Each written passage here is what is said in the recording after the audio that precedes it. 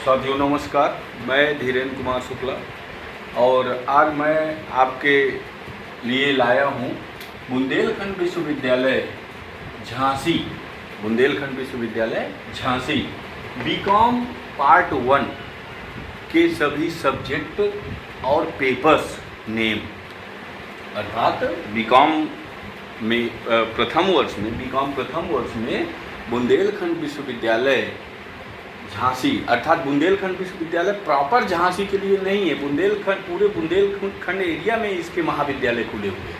उन सभी के लिए जहाँ जो महाविद्यालय आपके बुंदेलखंड विश्वविद्यालय झांसी से संबद्ध हैं, एडेड हैं, वो अप्रूव्ड हैं, उन सभी महाविद्यालयों के लिए बीकॉम भाग 1 पार्ट 1 के जो सब्जेक्ट एंड पेपर्स हैं वो ये रहेंगे आपके सामने जो लिखे हुए हैं, और ये क्रम वाइज हैं।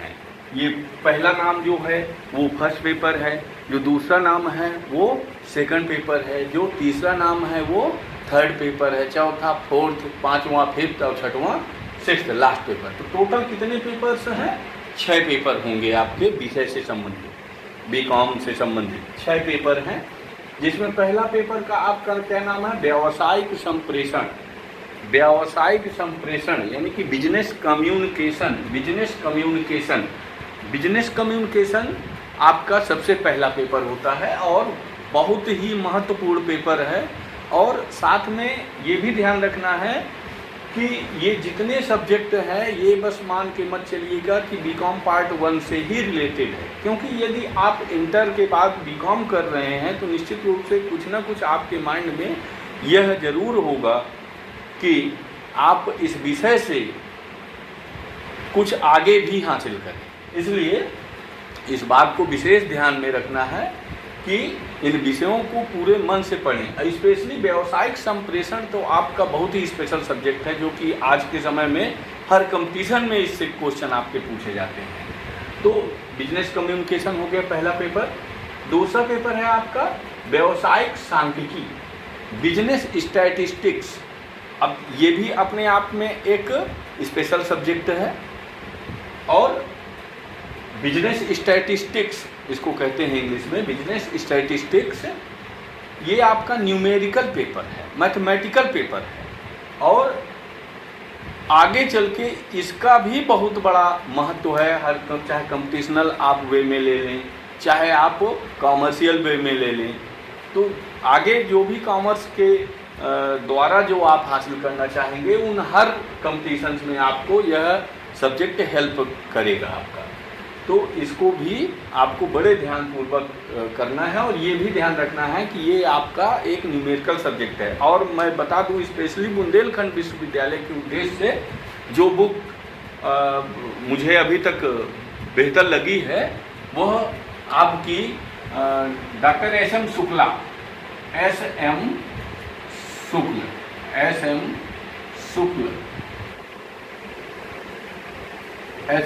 शुक्ला की जो बुक है वो आपकी काफ़ी बेहतर इस विश्वविद्यालय के हिसाब से, बुंदेलखंड विश्वविद्यालय के हिसाब से इन राइटर की बुक आपके लिए बेहतर रहेगी, सिलेबस के पैटर्न से भी, और इसकी जो लैंग्वेज है वो भी काफ़ी बेहतर है। थर्ड पेपर है आपका फाइनेंशियल अकाउंट आपका, ये भी न्यूमेरिकल पेपर है। वित्तीय लेखांकन, जैसा कि आप लोग इंटर से लेकर आप पढ़ते चले आए हैं, तो ठीक उसी के कुछ आगे चीज़ें, नई चीज़ें जोड़ी गई हैं वित्तीय लेखांकन में। तो ये भी आपका एस.एम. शुक्ल की ही आपके लिए बेस्ट रहेगी, एस.एम. शुक्ला की ही ये भी बेस्ट रहेगी किताब। इस बात को भी ध्यान रखिएगा, ये आपके लिए बेस्ट रहेगी। इस राइटर की, एस.एम. शुक्ला की जो बुक रहेगी बुंदेलखंड विश्वविद्यालय के हिसाब से, ये राइटर आपके लिए ज़्यादा बेहतर होंगे, ठीक रहेंगे। उसके बाद आपका व्यावसायिक नियामक ढांचा, ये थ्योरेटिकल सब्जेक्ट है, और ये भी रूल्स एंड रेगुलेशन, बिजनेस से संबंधित जो भी एक्ट्स बने हैं, रूल्स बने हैं, रेगुलेशंस बने हैं, उन सब के संबंध में इसमें बहुत सारे नियम कानून और विथ एग्जाम्पल आपको समझाए गए हैं। ये भी बहुत ही महत्वपूर्ण सब्जेक्ट है, जो कि यहाँ से बीकॉम पार्ट 1 में तो स्टार्ट होता है, आगे तक इसकी सारी शाखाएं जाती हैं। तो ये बार बार जैसे कि मैं कह रहा हूँ कि ये मत मान के चलिएगा कि ये केवल बीकॉम फर्स्ट ईयर के लिए आपके सब्जेक्ट होंगे। ये आपका जितना आगे बीकॉम के कंपटीशन करेंगे उन सब में ये सारे सब्जेक्ट इन्वॉल्व होंगे। तो ये business regulatory framework, business regulatory framework, ये आपका इंग्लिश में इसको कहते हैं व्यावसायिक नियामक ढांचा, या एक और नाम इसको हम दे सकते हैं व्यावसायिक संनियम। व्यावसायिक संनियम यानी कि व्यवसाय के संबंध में जो नियम कानून होते हैं वही इसमें बताया गया है। नेक्स्ट है व्यावसायिक अर्थशास्त्र, बिजनेस इकोनॉमिक्स। बिजनेस इकोनॉमिक्स आपका इकोनॉमिक्स का ही एक पार्ट है। आपको पता है माइक्रो मैक्रो, तो उन्हीं माइक्रो मैक्रो के अंतर्गत ही इस बिजनेस इकोनॉमिक्स को भी आपकी माइक्रो इकोनॉमिक्स के अंतर्गत बिजनेस इकोनॉमिक्स आती है। जब हम इसका क्लास लेंगे तो उस समय आपको समझाएंगे भी, बताएंगे भी। और लास्ट पेपर आपका 6वां होता है व्यावसायिक पर्यावरण, बिजनेस इन्वायरमेंट। बिजनेस इन्वायरमेंट, अब बिजनेस इन्वायरमेंट आपका last paper commerce B Com part 1 के संबंध में ये लास्ट पेपर होता है एज ए सब्जेक्ट ये आपका लास्ट पेपर होता है। तो ये तो 6 पेपर आपके सब बीकॉम पार्ट 1 के सब्जेक्ट से संबंधित है। ये 6 सब्जेक्ट पूरे के पूरे बीकॉम पार्ट 1 के ये 6 पेपर होंगे और इसी क्रम में होंगे, पहला दूसरा तीसरा, ये 6 पेपर इसी क्रम में, पहला पेपर दूसरा पेपर, ये इसी प्रकार से लास्ट तक आएंगे। ये बात आपको ध्यान रखनी है। अब तो क्या इतने ही पेपर होंगे? नहीं, इसमें अभी आपका जो कि क्वालिफाइंग पेपर है, क्वालिफाइंग यानी कि उसे पास करना जरूरी है तभी आप बीकॉम क्लियर कर पाएंगे। वो उसके लिए आपको एक पेपर और आपका इसमें जोड़ा गया है जो कि सभी के लिए बीए बीकॉम बीएससी सभी के लिए कॉमन होता है। तो एक पेपर जोड़ा गया है पर्यावरण अध्ययन, पर्यावरण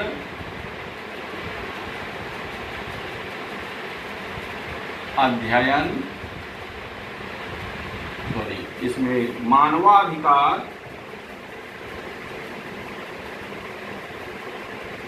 मानवाधिकार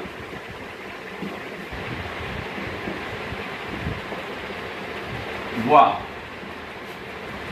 पर्यावरण अध्ययन।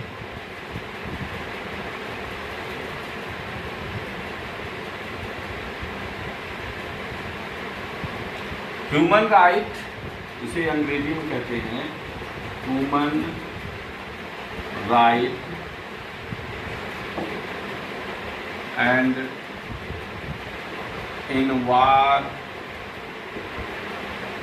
environment study.